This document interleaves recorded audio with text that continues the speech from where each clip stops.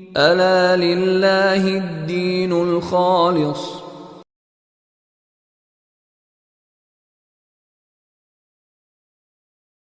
نحمدہ ونصلی علی رسولہ الکریم اما بعد فاعوذ باللہ من الشیطان الرجیم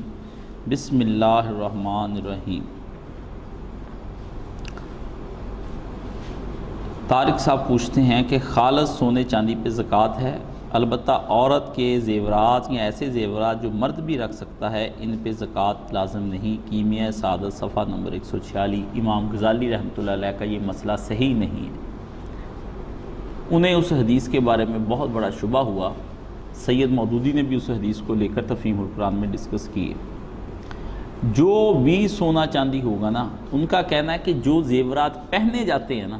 استعمال میں آتے ہیں، ان کے اوپر کوئی زکوٰۃ نہیں ہے۔ یہ ایک حدیث سے ان کو اشتباہ ہوا، وہ حدیث ٹھیک نہیں۔ اصل چیز یہ ہے کہ جو بھی سونا ہے آپ کے پاس اس پہ زکوٰۃ ہے۔ ایک بات، زیورات پہ زکوٰۃ نہیں ہوتی، زیورات میں موجود سونے پہ زکوٰۃ ہوتی۔ اس لیے جب آپ نے جانا ہے سنار کے پاس، اسے کہنا ہے کہ اس کے اندر کھوٹ الگ کر دو، سونا الگ کر دو،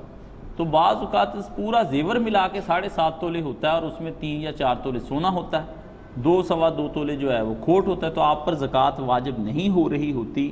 اور آپ دے دیتے ہیں۔ اس لیے یہ مسئلہ بھی سمجھنے کا ہے کہ سونے پر زکوٰۃ تو ہے، زیورات پر زکوٰۃ نہیں ہے۔ زیورات کے اندر جو موجود سونا ہے اس پر زکوٰۃ ہوتی ہے، وہ آپ کو چیک کروانا چاہیے، اس پہ ہونی چاہیے۔ سورہ نور آیت نمبر 61، کھانا کھانے کے آداب اور اجازت۔ سورہ نور جو ہے نا، اس کے اندر اللہ تعالیٰ نے بڑی اچھی اچھی باتیں کہی ہیں۔ اس کے اندر بتایا کہ آپ لوگوں کس طرح کسی کے گھر جانا چاہیے، کیسے دروازہ کھٹکھٹانا چاہیے، سونے کے کون سے اوقات ہیں کہ ان کے اندر آپ جا کر کے دروازہ نہ کسی کا کھٹکھٹائیں، میاں بیوی آپس پہ مشغول ہوں یا پھر اس طرح کو آرام کر رہے ہوں، تو ایسے وقتوں میں جانے سے منع فرما دیا۔ کھانا کھانے کے بعد بھی یہ کہا کہ زیادہ دیر نبی علیہ السلام کے پاس لوگ بیٹھ کر کھانا کھا کے باتیں کری جائیں۔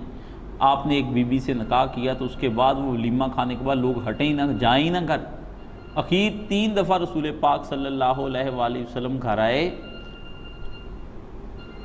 تو آپ علیہ السلام جو ہے نا 3 دفعہ آپ علیہ السلام واپس چلے گئے۔ اللہ تعالیٰ نے کہا اللہ شرم نہیں کھاتا ایسی باتیں کرنے میں۔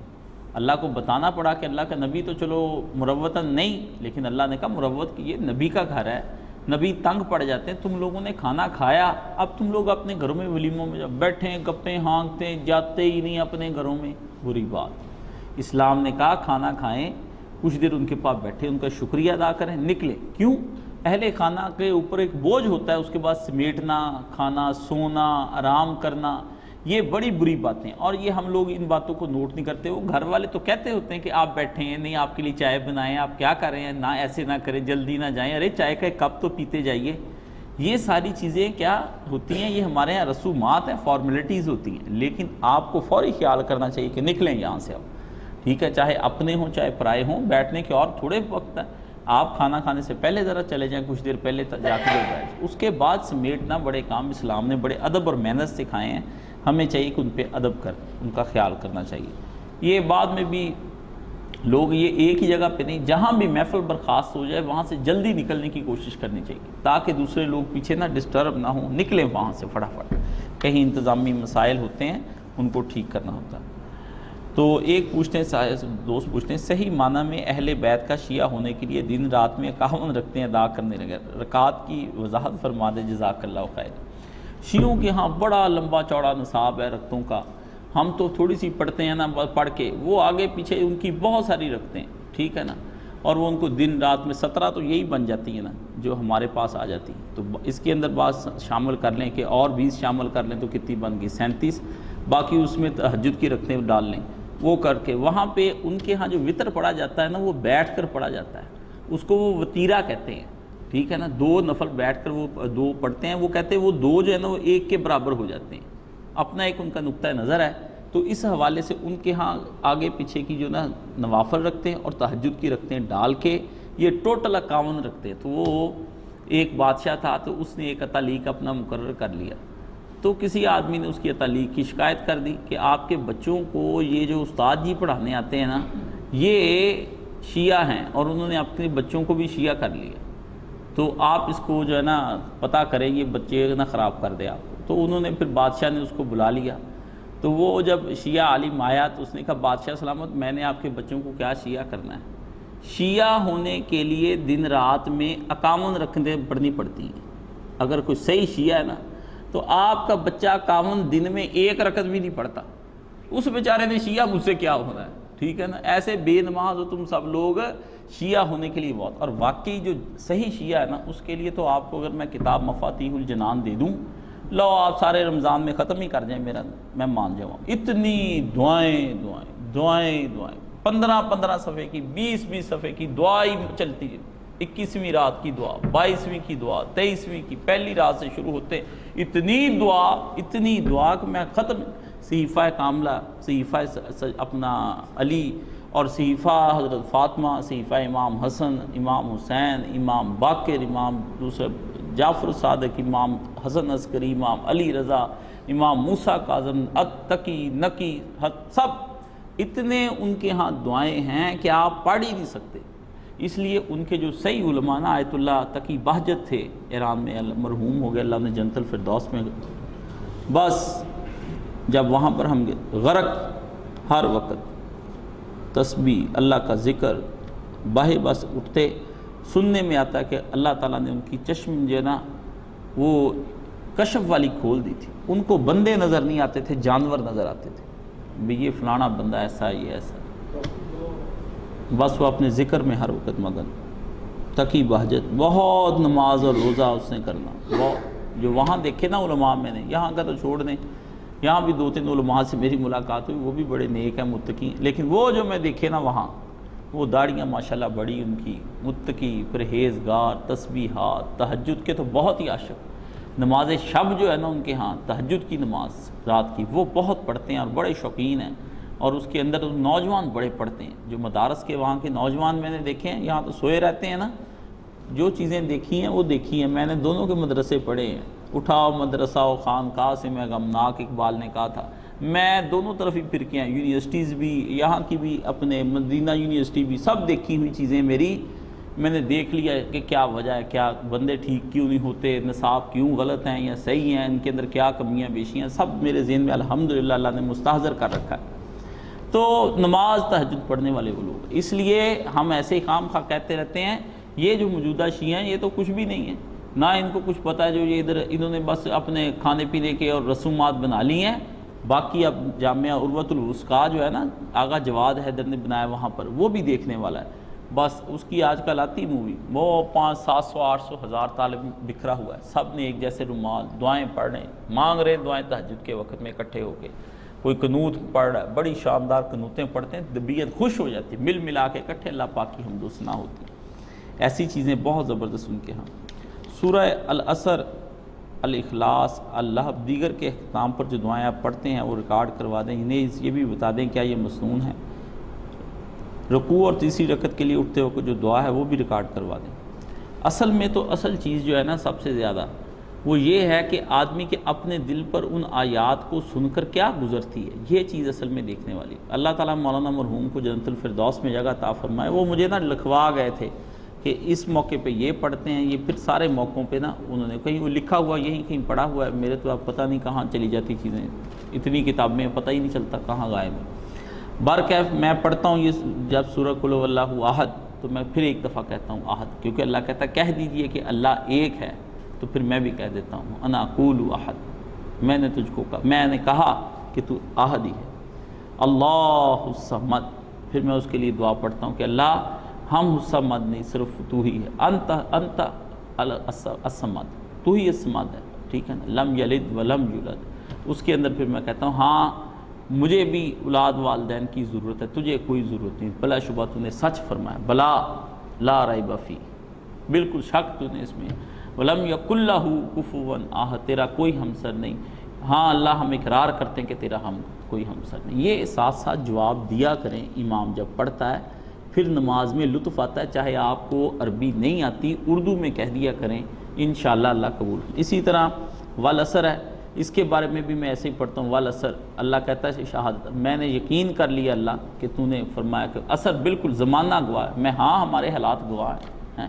ان الانسان لفی خسر، بلا شبہ انسان بھی اور میں بھی، ہم دونوں خسارے میں ہیں۔ الا الذین آمنوا وعملوا الصالحات، لیکن وہ لوگ جو نیک اعمال کرتے ہیں، ایمان لے آتے ہیں، اللہ ہم کو ان میں، اللہ مجل منہم، اللہ ہمیں ان میں سے فرما دے۔ وتواصوا بالحق وتواصوا بالصبر، اے اللہ میں تجھ سے حق بات کہنے کی اور صبر کرنے کی تجھ سے دعا کرتا ہوں، وہ قبول و منظور فرما۔ یہ اسی طرح سورہ لہب ہے، تبت یدا ابی لہب وتب، یہ اس کے بارے میں بھی میں ایسے ہی پڑھتا ہوں کہ ٹھیک ہے اللہ اس نے تیرے دین کو قبول نہیں کیا لیکن میں قبول کرتا ہوں۔ ما اغنی عنہ مالہ وما کسب، بلا شبہ اللہ اس کا نہ مال کام آیا نہ اس کی محنت کوئی کام آئی ہے۔ سیصلی نارا ذات لہب، اللہ ہم اس سے بچتے ہیں جس سے ابو لہب کو جس میں ڈالا جائے گا اس آگ سے ہم کو بچا لینا۔ اور پھر اس کے بعد وامرأتہ حمالۃ الحطب، اللہ ہماری جو گھر کی ساری خواتین ہیں اس کو اس میں سے ممنون اور محفوظ فرمانا۔ فی جیدہا حبل من مسد، ہمیں اس طرح کی مصیبت میں نہ ڈالنا جس میں اس کی ابو لہب کی بیوی ڈال۔ سمجھ آ گئی؟ یہ دعائیں اس طرح سے میں پڑھتا بھی ہوں، مانگتا بھی ہوں۔ اسی طرح لإلاف قریش کے اندر بھی میں اسی طرح ہی پڑھتا ہوں، اللہ ذی اطعمہم من جوع، اس پہ پھر میں کہتا ہوں الحمدللہ، واقعی تو نے ہم نے روٹی کھلائی۔ وآمنہم من خوف، بالکل ہمیں خوف ہی تھا اپنی جانوں کا۔ زندگی میں مجھے کئی باتیں یاد آ جاتی کہ اس وقت بھی مجھے بڑا خوف آیا تھا، مجھے اس وقت بھی بڑا، میں تنہا تھا اس وقت بھی ایسے ہوا، تو پھر اس پہ نا میں اپنے وقتوں کو یاد کر کے پھر مجھے بعض کا رونا بھی آ جاتا ہے اس میں کہ بالکل اللہ الحمدللہ، اس وقت مجھے واقعی میں تنہا تھا، تو نہ ہوتا تو شاید میرے ساتھ پتہ نہیں کیا بنتی اس زمانے۔ تو یہ ساری چیزیں بندے کے احوال پر مبنی ہوتی ہیں، اس کے لیے دو چار چیزیں اشارے کر دیتے ہیں ہم، باقی انشاءاللہ ایک بہت بڑا پروجیکٹ ہے جو میں قرآن مجید پہ تیاری کر رہا ہوں، عمر صاحب نے بھی کہا ہے مجھے، وہ مرنے سے پہلے وہ پروجیکٹ بھی پورا کرنا بہت ضروری، اس میں پورے قرآن مجید کے لیے جتنی دعائیں ہیں نا وہ انشاءاللہ ساری میں نے ایک بالکل 6666 دعائیں آپ کو مل جانی، ساری پڑھتے رہے اور ساری زندگی جو مرضی، وہ اللہ مجھ سے کام لے لے، میں کر رہا ہوں یہ چیزیں ساری۔ باقی وہ جو ہے یہ پیارے رسول کی پیاری دعائیں سے آپ کو مل جائے گی، رکوع سے اٹھتے وقت کے رکوع، اور تیسری رکعت کے لیے اٹھتے وقت جو دعا پڑھی جاتی ہے وہ وہی ہے، سمی اللہ لمن حمید ربنا لک الحمد حمدا کثیرا طیبا مبارکا فی، اور ملء السماوات و ملء الارض و ملء ما بینہما لا احصی ثناء علیک، یہ ساری دعا آپ کو پیارے رسول کی پیاری دعاؤں کے اندر یہ ساری آپ کو مل جائے گی۔ نبی پاک صلی اللہ علیہ وسلم جو مانگی وہ بھی یاد کریں، صحابی والی تو آپ کو سب کو یاد ہے، یہ بھی آپ سب پڑھا کریں، یاد کریں۔ ہمارے معاشرے میں آج کل منشیات کا استعمال عام ہوتا جا رہا ہے، بعض نوجوان نمازیں بھی پڑھتے ہیں اور سگریٹ نوشی بھی ترک نہیں کرتے، بعض صرف شراب کو حرام سمجھتے ہیں، ان کے نزدیک باقی نشاور چیزوں کے حرام ہونے کا ذکر نہیں آیا اس لیے حرام نہیں، برائے کرم روشنی ڈالیں۔ میں نے کیا روشنی ڈالنی، مولانا اسحاق مرحوم اپنی زندگی میں کہہ گئے تھے کہ جو سگریٹ ہے یہ حرام ہے، سیدھی بات ختم۔ اب جو کوئی پیتا ہے وہ اپنی عادت کو آہستہ آہستہ کم کر لے، اللہ پاک سے دعا کرے، اللہ تعالیٰ خود ہی چھڑا دے گا۔ کوئی نشہ ایسا نہیں جو اللہ تعالیٰ بندے کی مدد کر کے اس کو چھڑا نہ سکتا ہو، یہ بندے کو خود ہی۔ مولانا احمد رضا خان نے دوسرے لوگوں نے کو اس میں نکالنے کی کوشش کی ہے، اس کے اوپر حقے کے اوپر لکھا، انہوں نے پورا ایک رسالہ لکھا ہے حقے کے اوپر۔ تو وہ بات اصل میں یہ ہے کہ ان لوگوں کو یہ اس میں سمجھنا چاہیے کہ کوئی شے جب نکلتی ہے نا تو وہ سمجھنے کی چیزیں ہوتی ہیں، اس لیے میں بعض کا لوگوں کو کہتا ہوں تم لوگوں کو تو نشہ بھی نہیں کرنا آتا۔ حقہ جس زمانے میں یہ پیتے تھے نا مغل اپنی شام کو، وہ رات کو اس طرح بیٹھ جاتے تھے، تو اس میں پھر انہوں نے چندن کی لکڑی ہو اور سندل کی لکڑی، اس کو اس کے اندر انہوں نے رکھنا، مشک زعفران عنبر اس کے اندر ڈالنا ہے جی، وہ جو کٹوری سی بنی ہوتی ہے نا چلم، وہ انہوں نے جناب اس کے اندر اس کی مٹی کے اندر مشک وغیرہ ڈالا ہونا۔ مشک دیکھ لیں کتنا مہنگا ملتا ہے، عنبر کتنا مہنگا ملتا ہے، 15 لاکھ کی 10 لاکھ کی اتنی سی شیشی ہے عود کی جو اصلی نکلتا ہے، کتنے کلو، 60 کلو جو ہو تو لکڑی پیسیں تو اس میں 450 گرام نکلتا ہے، تھوڑا سا عود، اصلی عود نہیں ملتا کسی کو۔ تو انہوں نے لبان، عود، یہ مسقط اور دبئی کی طرف ہی ہوتے ہیں، تو وہ سب انہوں نے اکٹھے کرنے، پھر اس کے بعد ارکے گلاب جو اصلی ہوتا تھا نا وہ انہوں نے نئے کے اندر نیچے ڈالا ہوا ہوتا، شیشے کی وہ بنی ہونی، وہ پھر بادشاہ نے خود بھی منہ میں گلوری رکھ لینی پان کی، اس کے اندر کتنی چیزیں قوام ہونا، بڑا شاندار خوبصورت مزیدار، بس پھر وہ رات کو جب ہلکی ہلکی ہوا چلنی، بادشاہ نے پھر ایک کش لینا، وہ جب کش لینا نا بس پھر شالہ مار باغ مہک جانا سارے کا سارا، دور دور تک خوشبو پھیل جانی لوگ لو یہ پاتیاں دا دھواں سونگدے پھردے انہاں دی حالت دیکھو انہاں لوکاں دی انا للہ و انا الیہ راجعون جانوروں کا گوبر پیتے ہیں کوئی شرم کوئی حیا چاہیے ان کو چلو کوئی اور شائی پی لو کوئی گل نہیں نہ یہی چاہیے تم کو چاہیے پی پو کے پھر آ جاتے ہیں یہ ساری چیزیں جو ہیں یہ سمجھنے کی ہیں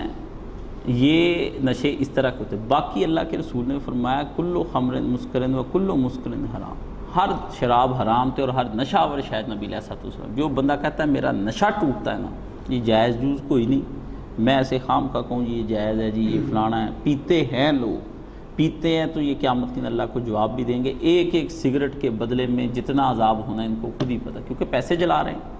اللہ کے رسول نے لہسن اور پیاز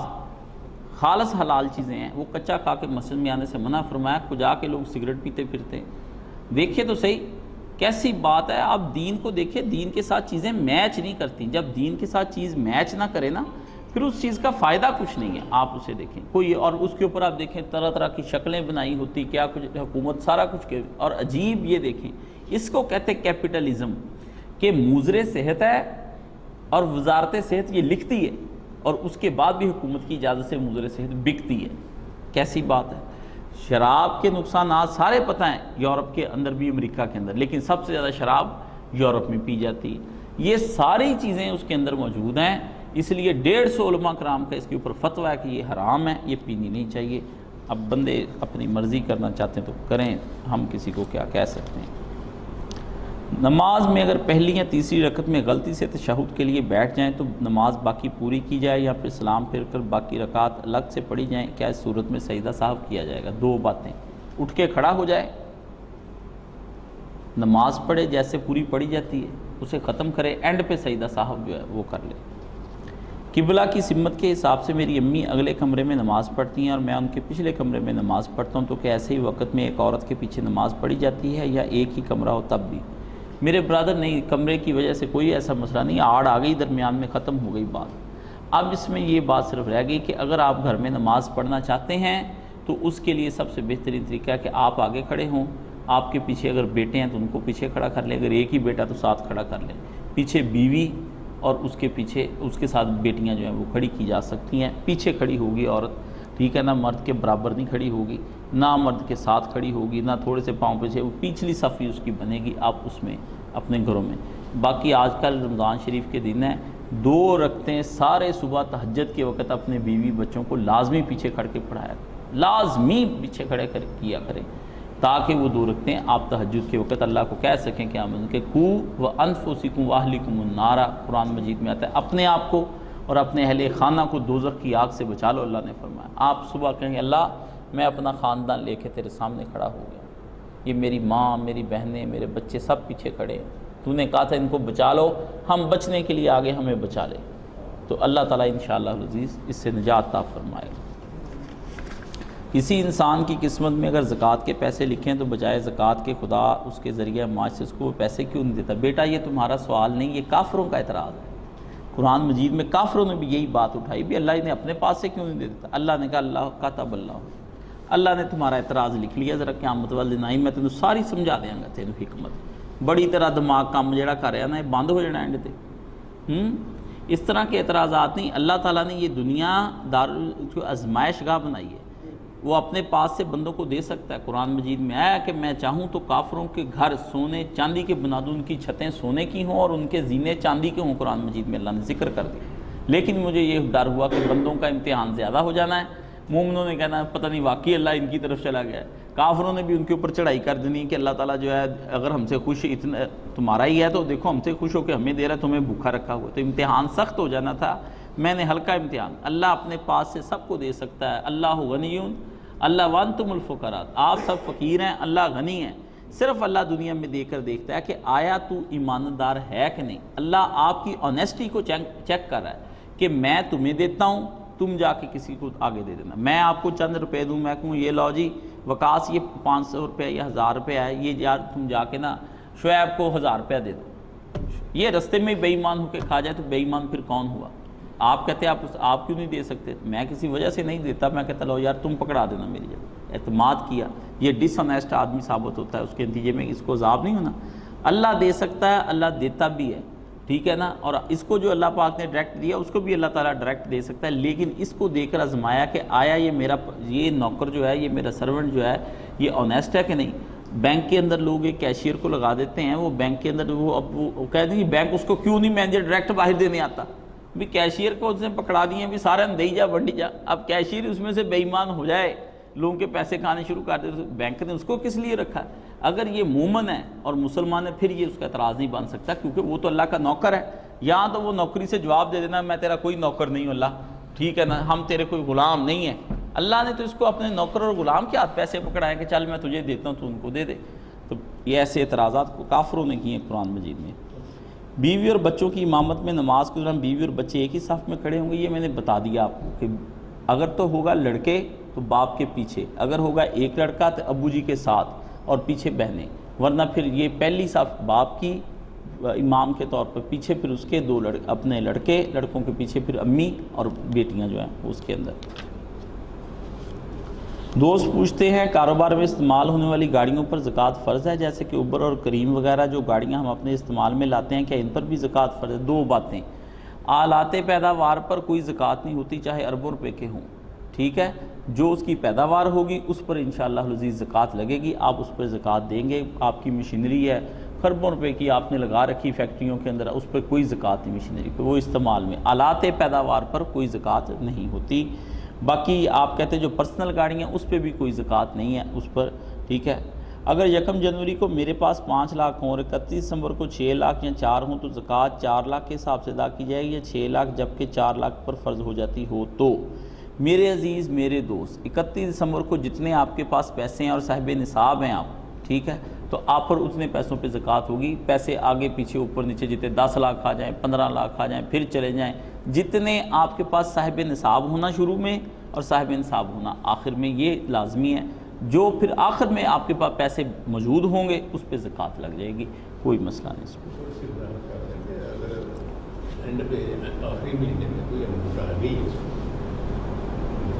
اس کو 40 لاکھ آ گیا آخری مہینے میں تو وہ زکوٰۃ دے گا، 40 لاکھ پہ اس کو 40 پہ دے گا۔ شرط صرف اس کی یہ ہے کہ سال کے شروع میں صاحب نصاب تھا، صاحب نصاب 7.5 تولے سونے کے بقدر اس کے پاس رقم تھی، ٹھیک ہے، اب سال کے اینڈ پر 7.5 تولے سونے کے بقدر بھی ہے، ابھی بھی وہ صاحب نصاب ہے، تو اس کے پاس جتنی اماؤنٹ موجود ہوگی اس پہ زکوٰۃ لاگو ہوگی۔ وہ رقم پر سال گزرنا ضروری نہیں ہے، صاحب نصاب ہونا ضروری ہے۔ ہاں ہاں نہیں، یہ نہیں ہے، یہ کہیں بھی نہیں۔ دیکھیں اس میں سوال کے اندر اشتباہ جب ہوگا جب آپ کی کوئی ایسی اماؤنٹ آ گئی کہ وہی آپ کو امانت کے طور پہ رکھوا گیا یا کسی جگہ سے، یہ ساری چیزیں تو اس سے منہا ہیں۔ ہاں مل گئی، آپ کی اپنی تھی، مل گئی، اب آپ زکوٰۃ دیں اس کے اوپر، چاہے 2 دن پہلے، ابھی آئی ہے، ابھی 15-20 منٹ پہلے ہی آئی، آپ ہو گئے بس آپ کے اوپر، کیونکہ آپ صاحب نصاب ہیں۔ یہ اگر صاحب نصاب نہ ہوتے پھر کوئی بات نہیں تھی۔ 15 سال پہلے کی بات ہے، ہمارے دوست نے ادھر پلاٹ لیا، انہوں نے میرے کو مثالوں سے ہمیں 12 لاکھ روپے دیے، تو میرا نیشنل بینک کے اندر اکاؤنٹ تھا، کریڈٹ اکاؤنٹ، تو مجھے نہیں پتا تھا کہ زکوٰۃ کر دیا، ہم نے وہ پیسے بیٹھ کے ضرورت تھا دی، ہم کو رکھے، کل کو گئے تھے نہیں پیسے نہیں، پرسوں گئے تو انہوں نے اس میں سے پیسے کاٹ دیے، تو خیر 10 سال گزر گئے، اس بندے کو پتہ لگا، ہم نے نہیں بتایا اس کو، 4,500 ہماری بتاؤ پریشانی ہوئی، تو انہوں نے پھر اس وقت ہمیں پیسے دیے، مجھے تکلیف ہوئی کہ یار ہم کیسے صاحب نصاب ہوں گے، بینک والوں سے بات کی، وہ کہتے کہ نہیں آپ کے پاس پیسے تو کاٹیں گے۔ یہ بالکل بات آپ کی صحیح ہے کہ ہمارے دوست نے بتایا کہ کسی نے ان کے اکاؤنٹ میں پیسے بھجوائے، ٹھیک ہے، دوست نے، انہوں نے کوئی پلاٹ کے لیے کہ چلو ادھر ٹرانسفر کر دے، ادھر ان کے پاس انہوں نے کھولے، وہ بینک میں آئے رمضان شریف میں، انہوں نے زکوٰۃ کے اس میں سے پیسے کاٹ لیے، آئے کسی اور کے تھے، 4,500 ان کی اپنی بیچاروں کی تھی تنخواہ، ان کو پھر بڑی بات میں پریشانی ہوئی کہ میں اب کیسے دوں، وہ کہے گا کہ پیسے پتہ نہیں یہی کھا گیا۔ بات ان کی صحیح ہے، بینکوں کو یہ کوئی حق حاصل نہیں ہے کہ وہ اس میں سے زکوٰۃیں کاٹتے پھرے، ٹھیک ہے نا، وہ ان کو ایک بالکل یہ قانون تو بالکل صحیح ہے، لیکن اس کے اندر ان کو پوچھنا چاہیے کہ یہ آپ پیسے کیوں آپ کے پاس آئے ہیں، اس کے بارے میں آپ بتائیں۔ بینکوں کو کوئی حق حاصل نہیں، بالکل نہیں۔ پہلے میں مانتا تھا کہ حکومت وقت جو ہے وہ پیسے کاٹ سکتی، لیکن پھر مجھے پتہ چلا کہ حکومت وقت کے قوانین ناقص ہیں، قوانین ناقص ہونے کے تحت اس لیے ان کو بالکل زکوٰۃ نہیں کر، صاف لکھ دیں وہاں پر۔ اب اسی سے بچنے کے لیے لوگ لکھ دیتے ہیں کہ ہم اثنا عشریہ جعفری ہیں، شیعہ کی زکوٰۃ نہیں کٹتی، کیونکہ وہ کہتے ہیں کہ ہم نے زکوٰۃ خود دینی ہے اپنے مجتہد کو۔ تو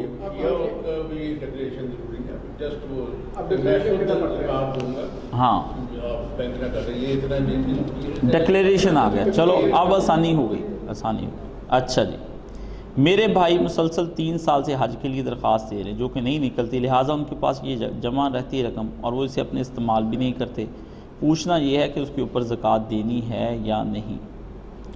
میرے عزیز، جو رقم آپ کے پاس موجود رہتی ہے اس پہ زکوٰۃ دینی پڑے گی آپ کو، ٹھیک ہے نا، کیونکہ آپ کے استعمال میں وہ آ رہی ہے، وہ دینی پڑے گی۔ لیکن حافظ محمد زبیر صاحب ہیں لاہور میں ہوتے، وہ کہتے ہیں کہ میں یہ سمجھتا ہوں اس پہ زکوٰۃ نہیں دینی چاہیے۔ انہوں نے پچھلے دنوں یہ مسئلہ بیان کیا ہے، لیکن دلیل انہوں نے اس کے ساتھ کوئی نہیں دی، ٹھیک ہے نا۔ میں نے اس پہ بڑی سوچا کہ کوئی دلیل اس نے کیا سوچی ہوگی، لیکن یہ نہیں، یہ پیسے تو بھائی دینے تو پڑے گی زکوٰۃ جو استعمال میں آ گئے۔ اب یہ ایک دوست پوچھتے ہیں کہ اسلام ایک مرد کو 4 شادیوں کی اجازت دیتا ہے اور ایک عورت کے لیے اپنے ساتھ کسی دوسری عورت کو برداشت کرنا اور بچوں کے لیے بھی اپنی ماں کے علاوہ کسی اور عورت کا ماں کا درجہ دے دینا جذباتی لحاظ سے بہت برا ہے۔ کیا اسلام ان جذبات کو مد نظر رکھتا ہے؟ یہ آپ کے جذبات جو ڈیولپ کیے گئے ہیں یہ خاص مینٹیلٹی کے ذریعے سے ڈیولپ کیے گئے ہیں، جو ہماری ہندوانہ مینٹیلٹی ہے۔ اسلام کہتا ہے کہ آپ کے اپنے جذبات کو آپ نے اسلام کے تابع کرنا ہے، نہ کہ اسلام کو اپنے جذبات کے تابع آپ نے کرنا ہے۔ تو کچھ چیزیں بیٹے ہمارے ہاں صرف کفار کے ہاں سے آئی ہیں، جس کی وجہ سے وہ پھر ہمارے ہاں رواج پا گئی۔ اب دیکھیں کئی لوگ ایسے ہیں کہ جو اپنے جوان اولاد کے ہوتے ہیں، ان کی بیوی مر جاتی ہے، وہ نکاح کرنا چاہتے ہیں، تو ہم نے خود دیکھا ہے کہ وہ لوگ زنا میں مبتلا ہو گئے، اولاد نے بابے کو زنا پہ لگا دیا، ان کی شادی نہیں کی ماں باپ نے۔ تو یہ کہاں سے آئے گا میرے بچے؟ یہ چیزیں ساری بھی سوچنے اور سمجھنے کی ہیں۔ ابھی آپ اپنے ان باتوں کو، اگر تو کوئی خاتون ہے وہ اس بارے میں سوچتی ہے تو وہ سکناپے کی وجہ سے سوچتی ہے، اور وہ یہ سوچتی ہے کہ شاید میرا جو شوہر ہے وہ میرے حقوق تلف کر کے دے گا۔ ایسی چیزیں جو ہیں یہ تب پیدا ہوتی ہیں، سوال پیدا ہوتے ہیں جب آپ یہ دیکھتے ہیں کہ آپ ایک عورت کے ساتھ انصاف نہیں کر رہے۔ قرآن مجید میں اللہ پاک نے کہا ہے نکاح تم کر لو، لیکن یاد رکھو تم عدل کرو گے اور وہ عدل ایک ہی سے ہونا ہے، ٹھیک ہے نا۔ تو ایک ہی عورت پہ اتفاق کرنا چاہیے، اسلام نے حکم دی، لیکن ایک مرد ہے اس کی شہوت زیادہ ہے، ٹھیک ہے نا، یا اس کی بیوی کا اس کے ساتھ سلوک اچھا نہیں ہے، وہ اس کی بیوی اس کے ساتھ برا سلوک کرتی ہے، تو ایسے وقت میں بچوں کو اور سمجھنا چاہیے کہ باپ ہمارا پھر کس طرف جائے، ٹھیک ہے۔ تو ایسی صورت میں یہ نکاح اسلام نے حکم دیا ہے۔ کسی کو سہارا دینے کے لیے پیسے ہیں اس کے پاس کافی سارے، مردوں کے پاس اب اتنے پیسے ہوتے ہیں کہ وہ ایک عورت کو اتنی عیاشی کرا دیتے کہ وہ فرعون کی جو فرعونہ ہوتی ہے نا وہ بن جاتی ہے، ٹھیک ہے نا۔ تو کنواری لڑکیاں کئی ایسی بیٹھی ہیں بیچاری جن کو یہ مرد لا بھی سکتا ہے، اور مردوں کو وہ عادت بھی ہوتی ہے کہ مرد جتنے مرضی نیک ہوں، یہ اتنا اور کچھ نہیں تو حور کے جو ہے نا لارے پہ اسی پہ زندگی گزارنا پسند ہے، ان کو عورت کی تمنا رہتی ہے ہر وقت۔ اس لیے یہ آج کل کا جو ماحول چل رہا ہے اس میں 2-3 شادیاں بھی ہو جائیں تو کوئی مسئلہ نہیں، کیونکہ اس وقت زنا عام ہو رہا ہے، اور عورتیں جو ہیں وہ اپنے شوہروں کو تم زنا کر لو، شادی نہیں تمہیں میں نے کرنے دینی۔ اس سے ان کو یہ خطرہ لاحق ہو جاتا ہے کہ کہیں ہمارے پیسے نہ کم ہو جائیں اور ہمارے باپ کی جائیداد تقسیم نہ ہو جائے۔ یہ اصلی مسئلہ یہ ہے، میں آپ کو اصلی سارا رولا مال کا ہے، جذبات والا تو مسئلہ ہی کوئی نہیں۔ عربوں کے ہاں اتنی شادیاں ان کے ہاں کرتے ہیں، وہ سارے رہتے ہیں، مل ملا کے بچے بھی رہتے ہیں، باپ ہے، نبی پاک صلی اللہ علیہ وسلم کے دور میں اتنی شادیاں صحابہ کرام نے کی، سب رہتے تھے۔ اصل ایک آپ کے ہندوستان میں چونکہ یہاں پر جائیداد کی تقسیم اور اس کی وجہ سے ایک اندر ایک لالچ ہے اور حرص ہے، اس کی وجہ سے یہ جذبات پیدا ہوتے ہیں۔ تو یہ کچھ جذبات تو واقعی صحیح ہوتے ہیں جو اسلام کے تابع ہوتے ہیں، کچھ جذبات جو ہوتے ہیں اللہ کہتا ہے الذی یوسوس فی صدور الناس، یہ تمہارے دلوں میں وہ وسوسے ڈالتا ہے۔ لیکن میرے بیٹے آپ کو اس دور کے اندر کس طریقے سے آپ اس مسئلے کو سمجھ سکتے ہیں جب اسلام دور دور تک دیکھنے میں آپ کو نہیں مل رہا، نہ وہ تہذیب، نہ وہ تمدن، نہ سویلائزیشن، نہ وہ کلچر، نہ وہ آپ کا ثقافت۔ اسلام تو ہو گیا بھائی مظلوم، اس بیچارے کے کون سی چیز؟ حضور نے فرمایا ایک وقت آ جائے گا اسلام جو ہے یہ غریب ہو جائے گا، نامانوس، لوگوں کو لگے عجیب یار یہ کیا باتیں نکال رہے ہیں۔ تو وہ وقت آ گیا، حضور نے فرمایا، آپ نے فرمایا طوبی للغرباء، اس وقت جو لوگ میرے اسلام کو سینے سے لگا لیں گے نا، اس کی صحیح تعلیمات کو، ان کو خوشخبریاں دے دینا، میں ان کے لیے جنت میں وہاں انتظار کر رہا ہوں گا۔ تو یہ بڑے عجیب وقت میں آپ کو ایسی باتیں سمجھا رہے ہیں، کچھ چیزیں صرف ماحول میں جانے سے پتہ چلتی ہیں، ویسے نہیں پتہ چل سکتی۔ جیسے آپ کو میں چھوٹی مثال دوں اور ختم کروں کہ ایک بچہ ہے، اس کو آپ لاکھ سمجھائی جائیں کہ شادی کی پہلی رات بڑی پرلطف ہوتی ہے، بڑی اچھی ہوتی ہے، شہوت کے مزے، یہ وہ سب اپنی میاں بیوی کی مقاربت کی باتیں بتائیں، وہ نابالغ بچہ کیا سمجھ سکتا ہے اس چیز کو؟ بالکل نہیں سمجھ سکتا، کیونکہ وہ اس ماحول میں آئے، باتیں سن لے جتنی مرضی، لیکن اس کو نہیں سمجھ سکتا۔ اسی طرح کوئی بہت مزے کی چیز ہے آپ کھا رہے ہیں، تو آپ اس کا ٹیسٹ دوسرے کو نہیں دے سکتے، ٹھیک ہے نا؟ تو بیٹا یہ کچھ چیزیں ایسی ہیں جو اس ماحول میں ہی آپ ہوتے نا، تو آپ کو پتہ چلتا کہ وہ کتنا اچھی چیزیں اور کتنی زبردست چیزیں۔ آپ رہ رہے ہیں کافرانہ، ہندوانہ، سکھوں کے ماحول میں، اس وجہ سے آپ کے ذہن میں وہ تصور نہیں آ سکتا ہیں۔ اگر چاہوں تو نقشہ کھینچ کر رکھ دوں، اقبال نے کہا تھا اپنے دور میں، یہ جو مسلم نوجوان جو نظم لکھی ہے اس کے اندر اس نے کہا اگر چاہوں تو نقشہ کھینچ کر رکھ دوں، مگر تیرے تخیل سے بھی ہے فزوں تر وہ نظارہ۔ اس نے کہا میں تو چاہوں، اگر چاہوں تو نقشہ کھینچ کر رکھ دوں اپنے الفاظ میں، مگر تیرے تخیل سے بھی ہے فزوں تر وہ نظارہ۔ میں تو لفظوں میں نقشہ کھینچ دوں میرے بچے، لیکن تیرے تخیل سے بھی فزوں تر ہے وہ نظارہ، تیرے ذہن میں وہ تخیل بھی نہیں آ سکتا کہ تو کون ہے۔ کبھی اے نوجوان مسلم تدبر بھی کیا تو نے، وہ کیا گردوں تھا کہ جس کا ہے تو ایک ٹوٹا ہوا تارا۔ وہ آسمان ہی کہتا پتر تجھے نہیں نظر آتا، جہاں کا تو ٹوٹ کے تارا زمین پر گر گیا، تو نے آسمان کی وسعتیں دیکھی نہیں، تو افلاک کو جانتا ہی نہیں کہ آسمان کتنا وسیع و عریض ہے۔ اس لیے وہ کہتا کبھی اے نوجوان مسلم تدبر بھی کیا تو، بڑی روک نظم لکھی۔ میں کہتا ہوں کبھی نوجوانوں کو چاہیے مجھ سے لگ سمجھیں بیٹھ کے اس کا درس لیں۔ کبھی اے نوجوان مسلم تدبر بھی کیا تو نے، کہتا کبھی سوچ میں پڑا، کبھی غرق ہوا تو، تدبر بھی کیا تو نے، وہ کیا گردوں تھا کہ جس کا ہے تو ایک ٹوٹا ہوا تارا۔ کہتا وہ آسمان نبوت، وہ آسمان صحابہ، وہ صدیقین اور شہداء اور صالحین کی وہاں پر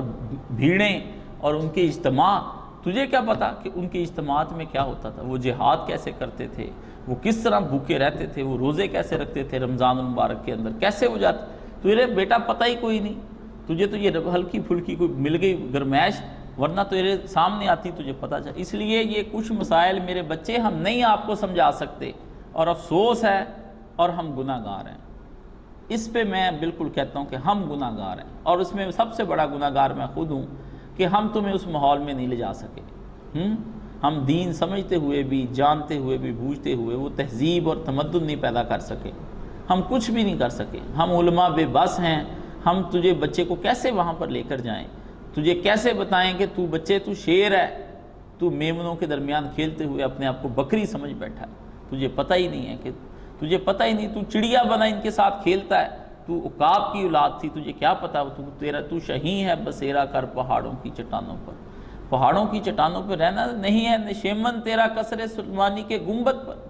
اور تو بادشاہوں کے لیے نئی نوکریوں کے لیے پیدا ہوا تھا کہ وزیر اعظم ہاؤس میں تو لگ جائے، سیکریٹریٹ میں لگ جائے، تو وہاں پر ایک ڈی سی بن جائے، مجسٹریٹ بن جائے، تو ان کے کسر سلطانی کے گنبد کے اوپر نہیں بیٹھا تھا۔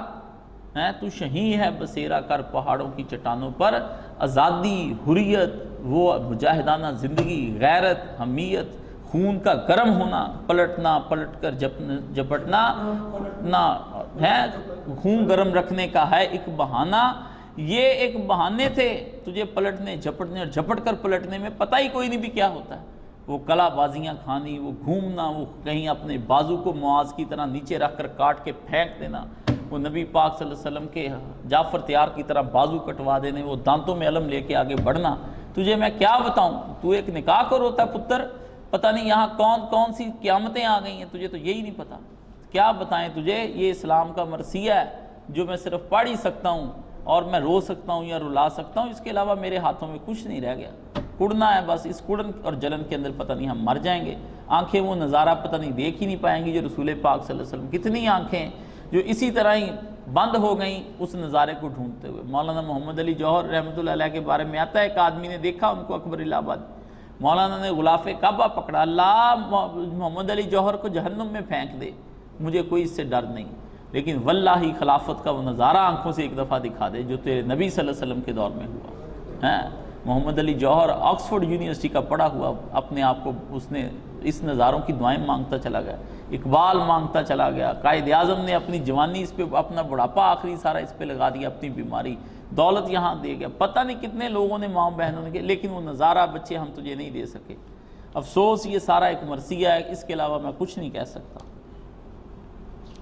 کیا گود لیے بچے کا جائیداد اور کاروبار میں حصہ ہوتا ہے؟ نہیں، بچے جائیداد اور کاروبار میں لیا اس کا کوئی حصہ نہیں ہوتا۔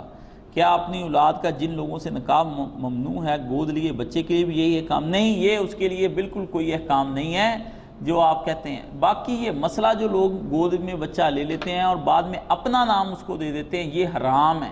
اسلام میں جو لوگ ایسا کام کرتے ہیں، اللہ تعالیٰ کے ہاں اس کی پوچھ ہونی ہے، یہ کام آپ نہیں کر سکتے کسی بھی صورت میں۔ ہاں، رضائی طور پر وہ بچہ آپ کے پاس آ گیا کہ ماں نے اس کو دودھ پلا دیا، تو اس لڑکے کا نکاح اب باقی کسی بھی اس خاندان کے جو حرام رشتے دوسرے بہن بھائیوں والے، وہ بھی اس پہ بھی حرام، اس کا واحد، اس کے دیگر بہن بھائیوں کا نہیں ہو سکتا، ان کے نکاح ہو سکتے ہیں ادھر ادھر سے۔ تو یہ ہے اصل میں، یہ ساری چیزیں بڑی غلط ہمارے معاشرے میں پھیل جاتی ہیں۔ اگر بھائی کسی نے کسی کا بچہ لے لیا، یہ بھی سن لیں، یہ گود لیے بچے بھی بڑے عجیب ہوتے ہیں، ان کے میں نے داستانیں بیٹھ کر پاس سنی، جو کرب ان کی زندگیوں میں نے دیکھا ہے نا، کسی کے بھی نہیں۔ باپ کی اصلی شفقت سے محروم جبکہ باپ ہے، ماں کی اصلی شفقت سے محروم جبکہ ماں ہے، بعد میں وہ بہن بھائی اس کو قبول نہیں کرتے سارے جو اپنے اصلی بہن بھائی ہوتے ہیں، ادھر اس والے بھی قبول نہیں کرتے کہ رضائیوں میں آ جائے، یہ قبول نہیں کرتے، وہ بچہ ہو جاتا ہے ساری زندگی کے لیے تنہا،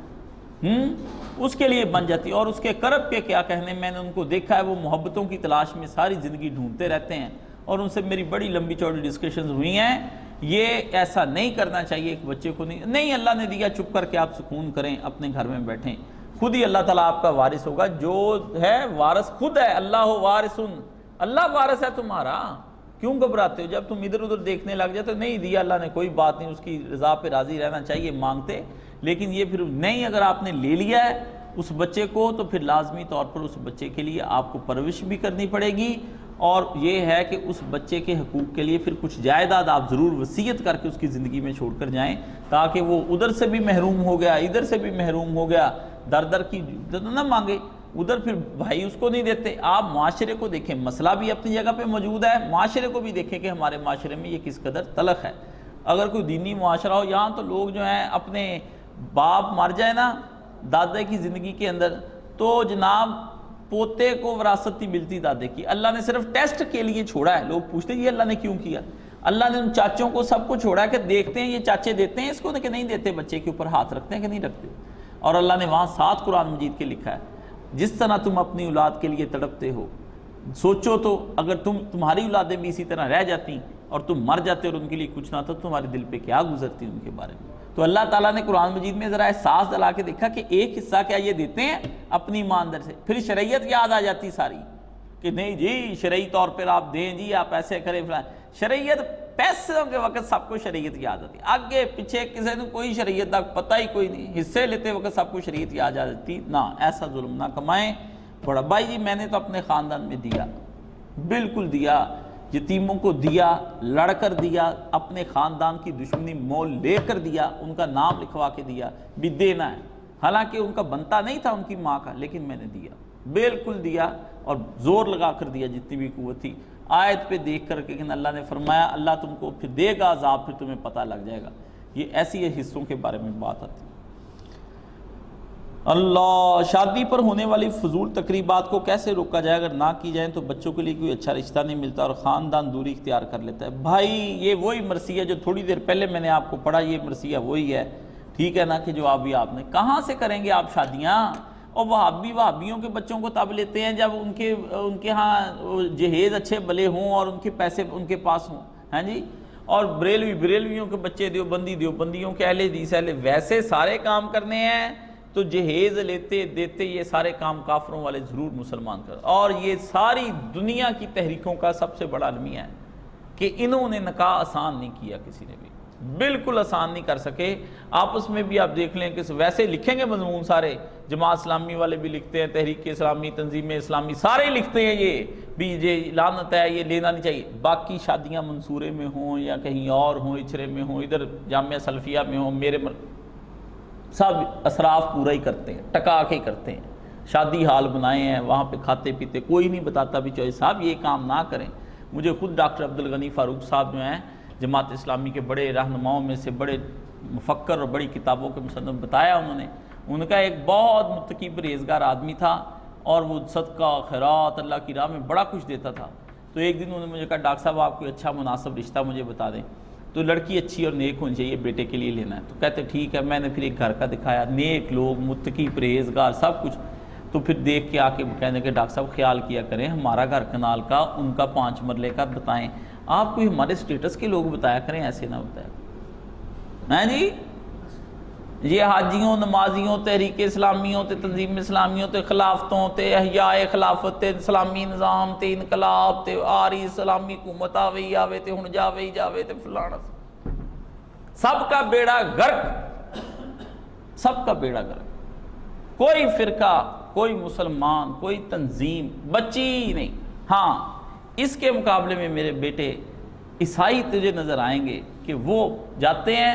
وہ اپنے آرام سے چرچ میں جا کے ایک انگوٹھی پہنائی، پادری نے 4 لفظ پڑھے، وہ اپنے گھر کو آگے کرائے کے لیں گے، تو کرائے کی ان کی چیزیں سب کچھ ان کا، وہ ان کے ہاں ہے نہ لینا۔ انہوں نے اپنی شادیاں کر لی، ہم نے ان سے جو فحاشی بدکاری لینی ہوتی ہے ہم ان سے لیتے ہیں، جو کہ ان کی سادہ سادہ رسومات ہیں وہ ہمارے ہاں کوئی نہیں۔ تو یہ جو تم کہتے ہو اسے بچنا کوشش کریں اپنی حد تک، اور اس سے بچ صرف بتاؤں کون سکتا ہے؟ لڑکے والے۔ اس دور میں سب سے بڑی ذمہ داری صرف لڑکے والوں پر ہے، وہ صاف صاف انکار کر دیں بھی ہم نے کوئی رسم نہیں کرنی، وہ صاف صاف انکار کر دیں ہم نے لین دین کوئی نہیں کرنا، وہ صاف صاف انکار کر دیں ہم نے کوئی بارات نہیں کرنی، باقی جو ولیمہ کرنا ہے ہم اپنے گھر آپ ہی کریں گے، کوئی جہیز نہیں لینا۔ صرف لڑکے والے جہاد کر سکتے ہیں، لڑکی والا جہاد نہیں یہ کر سکتا، ورنہ اس کی بیٹیاں، بہنیں، ماں بیٹھی رہ جائیں گی ساری، کوئی ان کو نہیں لے گا، ان کی چاندی چمک جائے گی۔ وہ کہیں گے کہ ہم نے مہندی آپ کے ہاں لے کر آنی ہے، آپ کو بریلویوں کو، ان کو جو رسومات کرنے والے لوگ ہیں ان کو آپ کو دینی پڑنی ہے، بیٹیاں جو مرضی ہو جائیں، ٹھیک ہے نا۔ یہ میں نے تبلیغی جماعت میں بھی دیکھا، ان کی شادیاں بھی اسراف، میں نے جماعت الدعویٰ کی دیکھی، ان کی بھی اسراف۔ یہ سب جھوٹ ہے بھائی، یہ سب جھوٹ ہیں، میں تم صاف کہہ دوں، یہ سارے 2 نمبر ہیں۔ نمازیں ساری سیدھے کرتے پھرتے ہیں، جو کام سیدھے کرنے والے ہیں، نکاح اور یہ ساری چیزیں، ان لانتوں کو ختم کرنا، جہیزوں کو اور یہ رسموں کو، وہ کوئی نہیں ختم کرتا، یہ نہیں مانتے، بدعات کے پیچھے پڑ جاتے جی، عید میلاد النبی آ گئی جی، یہ ان کو روکو جی، انہوں نے تعزیہ نکالتے ان کو روکو۔ یہ جو تم نکالتے ہو اسلام کا تعزیہ اپنی شادیوں کے اندر اسراف کر کے، ایک فرقہ جو ہے وہ گناہوں میں ملوث ہے، ایک رسومات میں ملوث ہے، چھوڑتے چھوڑتے ہم کوئی نہیں، یہ کوئی نہیں ہونی۔ باقی لڑکے والے پورا زور لگا کے، لڑکا غیرت مند ہو، پر اب تو لڑکے اتنے بغیرت آ گئے ہیں، توبہ توبہ توبہ، یہ کہتے ہیں بڑا ٹھیک ٹھاک سسرال ہمارا ہونا چاہیے، بڑا ٹھیک ٹھاک ہمارے سسرال کا گھرانہ ہونا چاہیے، وہاں سے مال بھی آئے تو لڑکی بھی ہاتھ میں آئے، نہ ہو تو منہ سے کہہ دیتے ہیں کہ جناب آپ نے میری مہندی والے کپڑے نہیں بھیجے، میری شاپنگ کے لیے سامان نہیں بھیجا، جاتے ہیں تو وہ سسرال والے اگر ساتھ لے جائیں تو وہ جناب جا کر جوتا ہی 25,000 کا پسند کرتے، ساری زندگی باپ نے 500 والا نہیں پہنایا، سسر کے سر پہ چڑھ کے 25,000 والا جوتا پسند کرتے، پینٹ کوٹ 40,000 والا پسند کرنا، 2-3 لاکھ کی چیزیں یہ کرتے ہیں، اور بالکل وہ لڑکی کو بھی لے جاتے، لڑکیاں بھی پھر پھرتی ہیں، وہ بھی ECS میں جاتی ہیں جی، وہ بھی سونا زیورات پسند کرتی، نتیجہ اس کا کام آگے سے آگے خراب، ایک دوسرے کو نیچا دکھاتے، اور پھر رسومات کے نتیجے میں آج کل جو شادیوں سے اللہ نے برکت ہی اٹھا لی، اب طلاقوں کی ریشو بڑھ گئی ہے، اب میاں بیوی سارے ایک دوسرے سے نامطمئن ہے، ساری زندگی اللہ کی پھٹکار جوڑے پہ برستی رہتی ہے، بعد میں اتنا سا ایک نکاح ہمارا درمیان میں ڈلوا کے نا ہم درس شروع کریں تو کام میں کہتے ہیں 5 منٹ دا ہی کرنا، ہاں جی، کانوں میں مجھے بلایا کیوں تھا، 5 منٹ کا کیا، میں نے کہا میں آدھے منٹ کا بھی جھٹکا کرتا ہوں، ہاں بھائی قبول ہے، چلو بس الحمدللہ، اللہ ان کی شادی میں برکت ڈال، باقی جو انہوں نے غلط کیا ان کے اوپر وبال بھی ڈال دیں، ان کا جو انہوں نے اسراف اتنا کیا ہے۔ تو یہ ساری چیزیں جو ہیں یہ سمجھنے کی ساری چیزیں ہیں، ٹھیک ہے نا۔ خاندانی کیا بیٹا دوری اختیار کر لینا، توبہ مرثیے سن لو آج جتنے بھی کرنے، کیا حقوق العباد کو پورا کرتے ہوئے کوئی بدعت یا غیر اسلامی رسم کی جا سکتی ہے، کیونکہ حقوق العباد بندوں نے معاف کرنے اور حقوق اللہ تو خدا نے۔ میرے پیارے بھائی، یہ حقوق اللہ ہو یا حقوق العباد، یہ دونوں بارگاہ الہی میں پیش ہونے ہیں۔ اللہ کہے گا بندوں نے معاف کر دیے، تو کون ہوتا تھا جب میں نے منع کیا تھا کہ بندوں کے ساتھ یہ نہیں کرنا؟ حکم تو میرا تھا، بندوں کے ساتھ تو زیادتی بعد میں ہوئی، حکم تو پہلے میرا ٹھکرایا تو نے۔ یہ اس لیے 2 تقسیم میں نہ کیا کریں خام خواہ، آپ حقوق العباد میں بھی پہلے حقوق اللہ کو ٹھکرا رہے ہوتے ہیں، اس کے احکامات کی نافرمانی کر رہے ہوتے ہیں، اس لیے اللہ تعالیٰ نے یہ نہ سمجھے کہ آپ نے یہ کر لیا۔ تو اس میں کوئی بدعت یا غیر اسلامی رسم کرنے کی کوئی ضرورت نہیں۔ ہاں ایک دو باتیں آپ کو بتا دیتا ہوں، وہ سمجھیں۔ ہمارے حاجی ملک محمد شریف صاحب مرحوم ہوتے تھے، وہ 7-8 بھائی تھے، تو یہ اکیلے اس میں سے اہل حدیث ہو گئے، باقی سارے جو ہیں بریلوی تھے۔ تو والدہ ان کی وان والے، وہ ان کی والدہ جو تھی نا وہ بریلوی تھی، وہ ہر سال اب اس کے ہے نا ابے کا ختم دلاتی تھی، تو وہ کہتی تھی ایتھے پیسے کا حصہ رکھ، 8واں تیرے ابے کا ختم دلانا ہے میں نے، تو وہابی ہے تو رہ وہابی۔ تو وہ مولانا مرحوم کے پاس آئے، بھی میں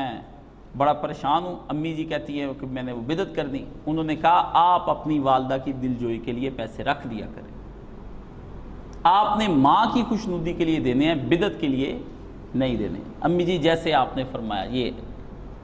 تو ایسی ہلکی پھلکی جو چیزیں ہیں یہ اللہ معاف کر دے گا، کیونکہ یہ سمجھ سے بالا تار ہیں، اس میں اتنے سخت ہونے کی ضرورت نہیں ہے۔ خام خواہ اتنے معاہد نہ بنے، فن خان بھی میں جو اندر کھاتے آپ گناہ کرتے ہیں وہ کدھر جانے ہیں؟ گناہوں کے مقابلے میں یہ پھر بدعت ہے، کوئی اللہ رسول کا نام لے رہا ہے، تو یہ کوئی ایسے نہ بنا کرے کہ جی نہیں میں نہیں کرنی، میں یہ نہیں کھانا، میں وہ نہیں کھانا۔ آرام سے بیٹھیں، جو مسئلہ بتایا اس پہ عمل کیا کریں۔ اللہ اکبر، ہر شے بتانی پڑتی ہے جی۔ اچھا جی، پھر سگریٹ پینے والا آ گیا، یہ تو ہو گیا، سگریٹ کے پیچھے پڑ گیا بندہ، لگتا ہے کہ کسی کو پیتے دیکھ لی اس نے، ہیں جی، سگریٹ کے پیچھے پڑ گیا۔ اب ایک سوال رہ گیا آخری۔ کاشف صاحب السلام علیکم ورحمۃ اللہ وبرکاتہ، سوال جو آپ کے آخر میں آج 17 رمضان مبارک غزوہ بدر کے حوالے سے ایمان تازہ کر دیں، حق و باطل کے اس مارکے کا آپ خوبصورتی سے احاطہ کر دیں۔ بڑا لمبا سوال ہے، کیا کہنے اس مارکے کے؟ اللہ اکبر، اللہ اکبر۔ یہ وہ واحد مارکہ ہے جس کے لیے آقا دو عالم صلی اللہ علیہ وآلہ وسلم ساری رات اللہ کی عبادت میں کھڑے رہے، دعائیں کرتے رہے۔ یوم الفرقان، فرق کر دینے والا حق و باطل کا دن ہے۔ آج رمضان المبارک کی 17 ہے، اس کے حوالے سے کیا بتائیں؟ نبی پاک صلی اللہ علیہ وسلم کو کس قدر فکر لاحق ہو گئی۔ حضور علیہ الصلوۃ والسلام نے یہاں تک کہا کہ اللہ اگر آج یہ چند مٹھی بھر لوگ قتل ہو گئے، تیری راہوں میں مار دیے گئے اور فتح نہ ہوا، مجھے بتا زمین پر پھر کون تیرا نام لینے والا آ جائے گا؟ اللہ کے نبی سر حضور پر نور رسول مقبول صلی اللہ علیہ وسلم کے پیچھے جا کے سیدنا ابوبکر صدیق کھڑے، یار غار و قبر و بدر وہاں کھڑا ہو گیا، حضور کا یار۔ اس نے آ کے نبی پاک صلی اللہ علیہ وسلم کو، حضور کی دوش مبارک سے کبھی ایسا نہیں ہوا، اتنا حضور کے جسم پہ لرزہ طاری ہوا اس دن، اتنی شیورنگ حضور کو ہوئی، کپ کپائے، روئے حضور علیہ السلام، حضور کا سینہ مبارک کے اندر سے ہنڈیا کی طرح آواز آئے، اندر یہ کہ دوش مبارک پر حضور کے کملی سیاہ تھی آپ کے، گر گئی وہ چادر آپ کی۔ ابوبکر صدیق نے تھام لیا اللہ کے رسول کو پیچھے سے۔ آپ کو کیا پتا نبی پاک صلی اللہ علیہ وسلم کی جمع پونجی تھی، ہیں؟ اللہ اکبر۔ طائف کے دن حضور علیہ السلام کو یاد آتے تھے کہ وہاں میں نے پتھر کھائے، ماریں کھائیں، وہ دکھ اٹھاتا جاتا، وہ پتھر کھاتا جاتا۔ نبی علیہ السلام کے ساتھ حضور کو پتھر ماریں، حضور علیہ السلام کو وقت یاد، محنت آپ کو بڑی، کھپ گیا اللہ کا نبی۔ اللہ نے قرآن مجید میں کہا نبی تو اپنے آپ کو کھپا لے گا، جان سے جاتا رہے گا، تو ان کے پیچھے کیوں پڑ گیا؟ چھوڑ دے اتنی تبلیغ تو کر کر کے تیری بس ہو گئی ہے نبی، ہیں جی۔ وَلَسْتَ عَلَيْهِمْ بِمُسَيْطِرٍ، تو دروغہ نہیں نبی ان کے اوپر، تو بالکل اپنی جان کو کیا ہلاک کر لے گا اپنے آپ کو۔ اللہ اکبر، اللہ کو نبی پہ رحم آ گیا۔ حضور کہیں نہیں، میں تو اللہ تجھ سے دعائیں مانگتا ہوں۔ بالأخیر نبی کریم صلی اللہ علیہ وسلم کو اللہ نے کہہ دیا کہ فرشتے اتار دیے، فضائے بدر پیدا کر، فرشتے تیری نصرت کو اتر سکتے ہیں گردوں سے، کتار اندر کتار ابھی بھی اللہ نے کہا اتار دیے فرشتے اس وقت۔ اور نبی پاک صلی اللہ علیہ وسلم نے دیکھا، ایک آدھ صحابی نے کہا اللہ کے رسول میرے ہاتھ کے اندر تلوار نہیں، حضور علیہ السلام نے اس کے ٹہنی درخت کی توڑی اس کے ہاتھ میں پکڑا دی۔ صحابی کہتے ہیں اس سے پہلے کہ میں ٹہنی سے بندے کو مارتا، اس کا سر قلم ہو کے نیچے گر جاتا۔ حضور سے پوچھا آپ نے، میں فرشتے تیرے دائیں بائیں لگ گئے تھے، ان کی تلوار پہلے ہی اس کے اوپر لگ گئی، تلواریں چل رہی تھیں وہاں پہ، وہاں فرشتے اتر کے، جبرائیل آ گیا، مسومات، بیجز لگے ہوئے، پورے ان کے لگے ہوئے، تیار لباس پہنا ہوا، جبریل نے پورا خود پہن کے فوجی دستے کے اندر دستہ تیار ہو کے وہاں پر جیسے فوجیوں کا آتا ہے، ایسے اللہ تعالیٰ نے کہا آج بھی میرا نبی تنہا رہ گیا، پھر تو کچھ بھی نہیں۔ اور کفار کے سارے بڑے بڑے سردار حضور نے صبح ہی نشان لگا دیا، رات وحی الہی آ گئی، حضرت جبریل امین نبی پاک صلی اللہ علیہ وسلم کا ہاتھ پکڑ لیا، اللہ نے جنگ کے اندر نقشہ جو پہلے آنا تھا نا مستقبل کا، نبی کو پہلے ہی دکھا دیا، اور دکھانے سے پہلے حضور نے نشان لگا دیے، یہاں اکرم ابو جہل مارا جائے گا، یہاں عتبہ گرے گا، یہاں شیبہ گرے گا، یہاں فلانا گرے گا، پہلے ہی جنگ ہوئی نہیں، سرکار نے نشان لگا دیے، یہاں فلانا فلانا بندہ قتل ہو کے یہاں مارا جائے گا، یہاں مارا جائے گا، یہاں مارا جائے گا، نشان لگا دیا۔ اللہ نے پیارے نبی صلی اللہ علیہ وسلم کو اس قدر کھلی فتح عطا فرمائی، 70 قتل کر دیے گئے، 70 قیدی بنا لیے گئے، بڑے بڑے سردار پکڑے گئے، کفار کو بھاگتے کو راہ کوئی نہ ملے، نبی پاک صلی اللہ علیہ وسلم، رات بارش بھی ہوئی ہے، خوب اللہ تعالیٰ کی رحمت بھی برسی، صبح بھی پھر خدا کی رحمت برسی، نبی پاک صلی اللہ علیہ وسلم بڑے خوش تھے اس دن آپ علیہ السلام، اور آپ نے پھر سب کو اٹھا کر کافروں کو ایک گڑھے کے اندر پھینک دیے، کنویں کے اندر، اور آپ نے ان کو آوازیں دے کر فرمایا، عتبہ، ولید، شیبہ، ابو جہل، میں تم سے کہتا نہیں تھا کہ میں اللہ کا سچا رسول ہوں؟ اب تم نے وہ دیکھ لیا کہ فرشتے تمہاری جان میں قبضہ کر کے کس طرح لے کر گئے تمہیں مارتے ہوئے؟ پتہ نہیں حضور نے بہت کنویں کے اندر منہ کر کے آپ نے آواز دی، نبی اس وقت جذبات سے بھرا پڑا تھا نا، نبی علیہ السلام کی 15 سال کی وہاں پر محنت تھی، حضور علیہ السلام کو ستایا جانا یاد تھا، پھر بندہ پھٹ پڑتا ہے نا جوش سے، آپ نے کہا تم سنتے ہو؟ سب صحابہ پاس کھڑے، اللہ کے رسول صلی اللہ علیہ وسلم، عمر ابن الخطاب رضی اللہ تعالیٰ عنہ نے کہا اللہ کے رسول کیا یہ سنتے ہیں؟ فرمایا عمر اس وقت تجھ سے زیادہ سن رہے ہیں، تجھ سے زیادہ سن رہے ہیں، تو مجھے کیا سن رہا ہے؟ تجھ سے زیادہ۔ اللہ نے پہنچا دی ان کے کانوں تک میری آواز، ایک ایک بات سن رہے ہیں کہ اللہ کے نبی نے کیا ان کو بتا، حضور نے جو میں نے وعدے کیے تھے وہ پورے ہوئے کہ نہیں ہوئے؟ میں نے کہا تھا نا تم سے، وعیدیں سنائی تھی تمہیں کہ جہنم کی آگ تمہیں لپیٹ لے گی اور تم کوڑوں سے تمہاری درگت بنے گی، اب ہو رہی کہ نہیں ہو رہی؟ تو یہ وہ مارکہ ہے، مسلمانوں نے یہ مارکہ دیکھیں نا، روزے رکھ کر یہ مارکے کے اندر مسلمان ہیں، جنگیں لڑی مسلمانوں نے، ہاں جی، صحراؤں کے اندر جا کے طے کیے، ہمیں اپنے شہروں کے اندر اے سی لگاتے ہوئے جو ہے نا وہ ہم اس سے ڈرتے ہیں، اس لیے یہ دن بڑا بابرکت دن ہے، اس لیے علماء نے کہا کہ وہ لیلۃ القدر بھی اس وقت جو تھی نا وہ 17 کی رات کو ہی تھی، 17 کی رات کو لیلۃ القدر آ گئی تھی، اللہ نے وہی رات جو ہے نا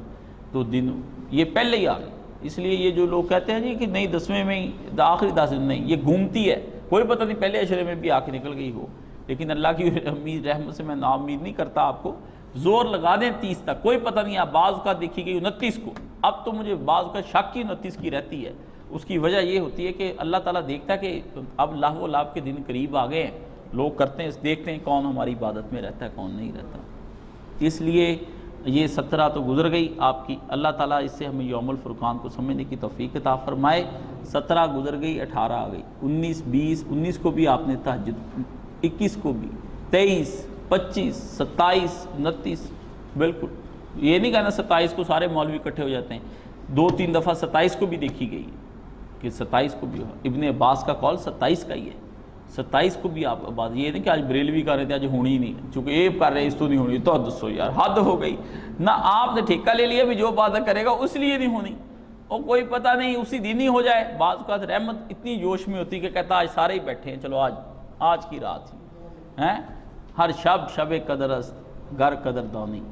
کہتے ہیں ہر شب قدر، اگر تو قدر کرے تو ہر شب قدر بن جائے، چل چلیے دنیا دی اس نکرے ہیں جتھے بندہ نہ بندے دی ذات ہوئے، ہر دن ہوئے ساڈا عید ورگا تے ہر رات ساڈی شب رات ہوئے، ہر رات شب رات جیسی بن سکتی ہے اور عید دن جیسا، اگر مومن خسارے میں نہ جائے، لیکن اللہ کہتا ہے والعصر ان الانسان لفی خسر،